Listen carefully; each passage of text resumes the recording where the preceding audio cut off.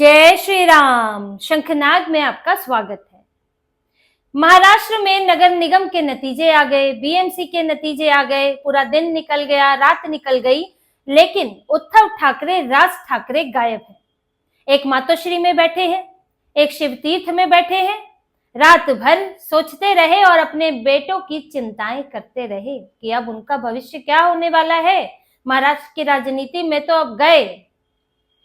लेकिन इन चुनाव के बाद जहां जीतने वाली पार्टियों ने, नेताओं ने धन्यवाद दिया, पर उद्धव ठाकरे, राज ठाकरे, जो जनता ने उन्हें इतने सब के बावजूद, विचारधारा से इतनी बड़ी धोखेबाजी करने के बावजूद, तुष्टीकरण के बावजूद जो सीटें दी हैं, जो वोट दिया है, उसका तो धन्यवाद कम से कम कह देते लोगों को, लेकिन नहीं कहा।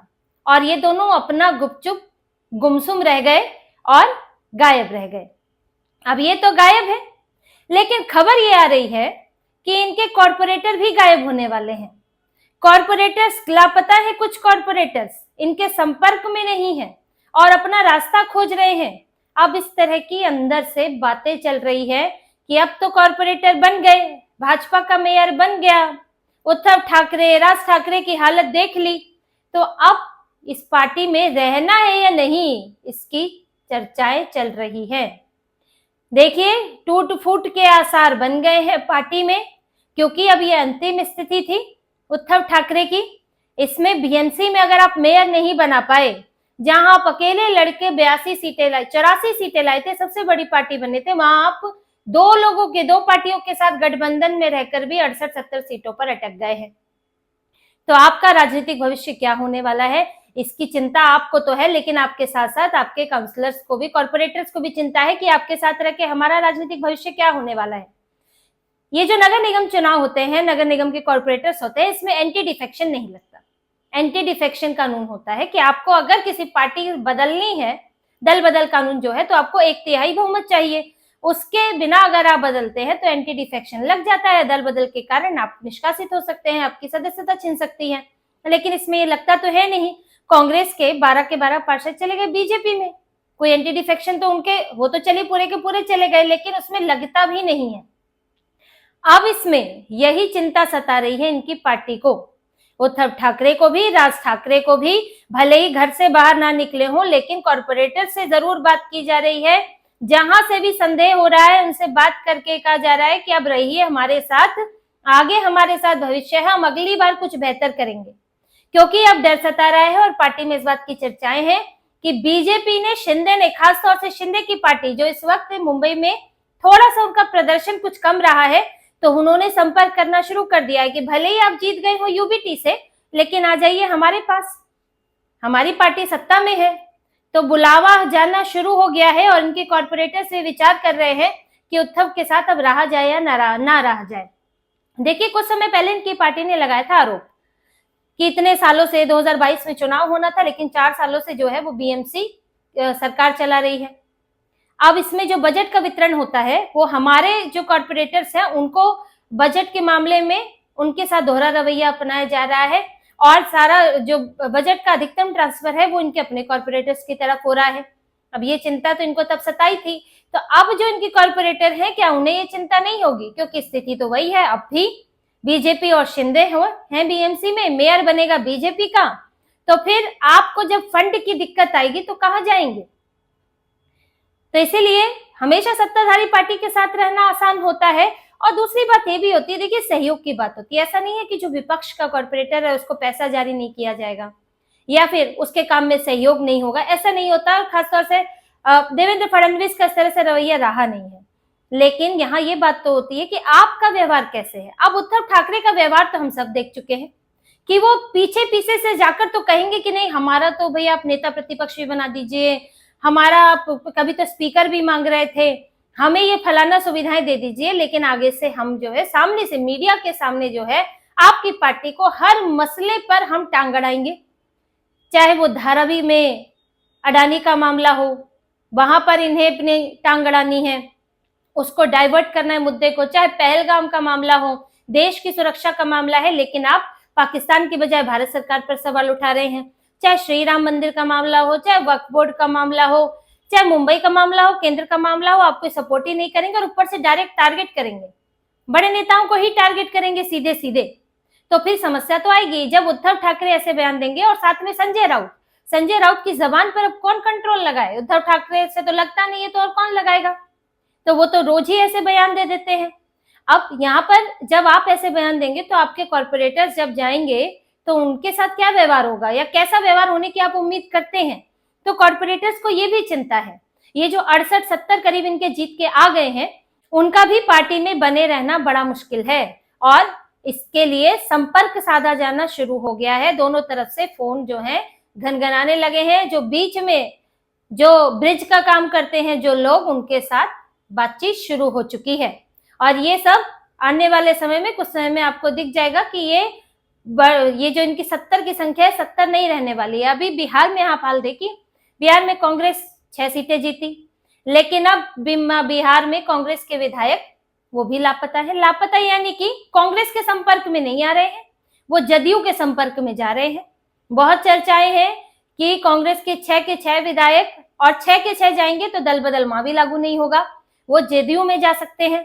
तो यही होता है कि चुनाव जीतना एक अलग बात है, आपको कुछ संख्या आ गई, लेकिन जो आपकी पार्टी में है वो भी ये सोचता है कि ये छोटी मोटी संख्या के साथ हम कर क्या लेंगे, हम वहां 6 विपक्ष में बैठकर क्या करेंगे, बल्कि और हमारा अगर सत्ता पक्ष के साथ कोऑर्डिनेशन खराब रहेगा, क्योंकि राहुल गांधी आए दिन उठपटांग बयान देते हैं, तो इसलिए सत्ता पक्ष में ही चले जाएं।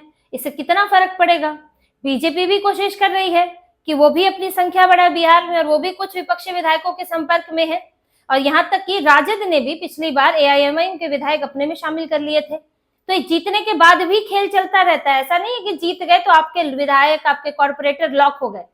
यहाँ तो अब चीजें अनलॉक होनी शुरू होंगी कि जो जिसको उस वक्त टिकट मिला था, उसको लगता था जीतने की क्षमता है, लेकिन वो तब पार्टी नहीं बदल सकता था, चाह के भी नहीं बदल सकता था।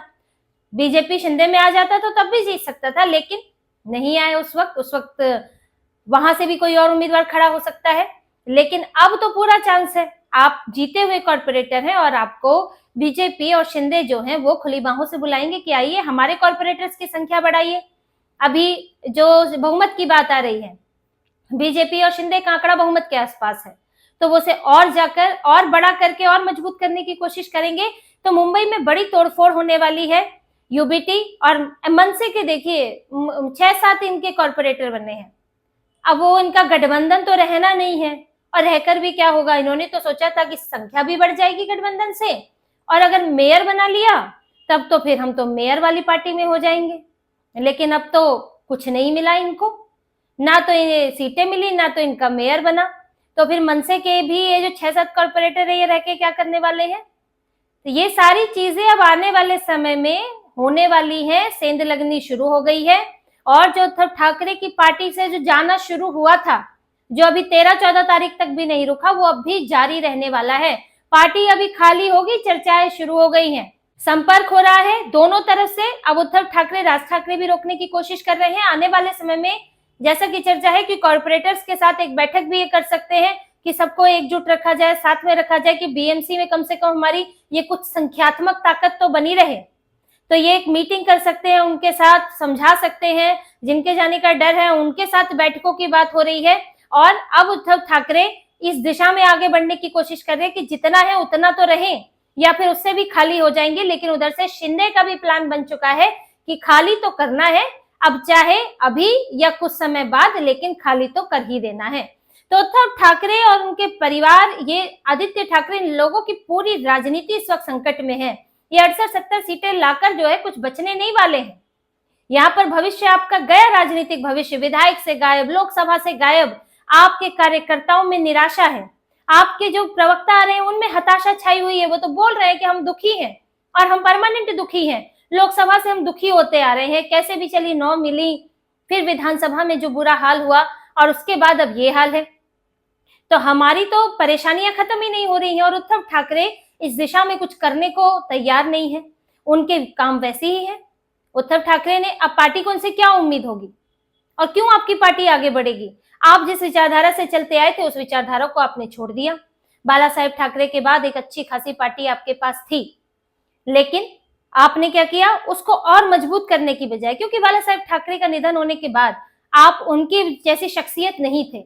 आदित्य ठाकरे का तो और उनकी उम्र तो और कम थी और ऊपर से वो और ज्यादा सॉफ्ट व्यवहार वाले हैं उद्धव ठाकरे के मुकाबले, यानी कि और ज्यादा सेक्युलर की बीमारी लगे हुए हैं। तो हुआ क्या कि आपको तब अपनी पार्टी बीजेपी के साथ रखकर और मजबूत करनी चाहिए थी। जो बाला साहेब ठाकरे की विरासत थी उसको पूर्णतः इस्तेमाल करना चाहिए था, लेकिन आप अलग हो गए। चलिए अलग भी हो गए तो आप सिर्फ हिंदुत्व पर लड़ते, आप सिर्फ हिंदुत्व की बात करते, और जो मामले थे वक्फ बोर्ड पे जबरदस्ती कांग्रेस के साथ खड़े हो गए, श्री राम मंदिर के मामले में जबरदस्ती विरोध किया, कोई मतलब नहीं था। जो बाला साहेब ठाकरे आपके लिए एक तरह से शिवसेना की वो एक आचार संहिता, एक संविधान बनाकर चले गए थे, आपको बस उस पर चलना था, उन नियमों का पालन करना था।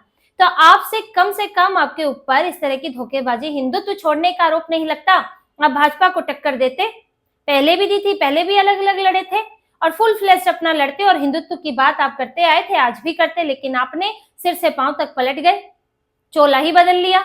तो फिर आपके लिए समस्या तो होगी ही, और आगे भी बदलने के चांस कम है। उद्धव ठाकरे तो सुनने में आ रहा है, अब ये देख रहे हैं कि कितने मुस्लिम वोट मुझे पड़े हैं, तुष्टिकरण वाले वोट कितने पड़े हैं, क्या आगे मैं उन्हें और बढ़ा सकता हूं? इनकी पार्टी तो इस पर भी चर्चा कर रही है।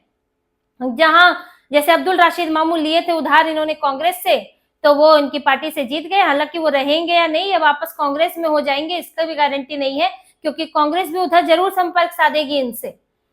नाराजगी थी, पार्टी से अलग हो गए थे। अब उद्धव ठाकरे तो भरोसे उस तरह से तो नहीं है, कांग्रेस तो कम परमानेंट मुस्लिम पार्टी रही है, तो हो सकता है कि शिफ्ट कर जाएं, और शिवसेना के अंदर ही, यूबीटी के अंदर ही विरोध भी झेलना पड़ रहा है अब्दुल राशिद मामू को।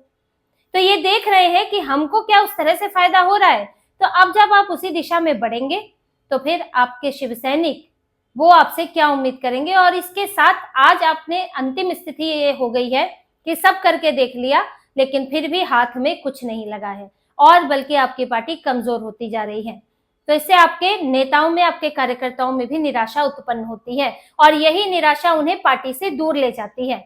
अब उद्धव ठाकरे, राज ठाकरे की चुनौती यही है कि झोली में जो आ गिरा है उसको कम से कम बचा पाए, चाहे मुंबई से मिला, चाहे आसपास से मिला, दूसरे नगर निगम से मिला, क्योंकि मुंबई से बाहर तो इनकी और हालत खराब है। तो जो झोली में गिरा हुआ है उसको बचा ले, कहीं वो भी उछल उछल कर कहीं और ना गिर जाए, वरना तो जो अभी 68-70 की ये लोग बात कर रहे हैं उससे हालत इनकी और ज्यादा गई गुजरी हो जाएगी।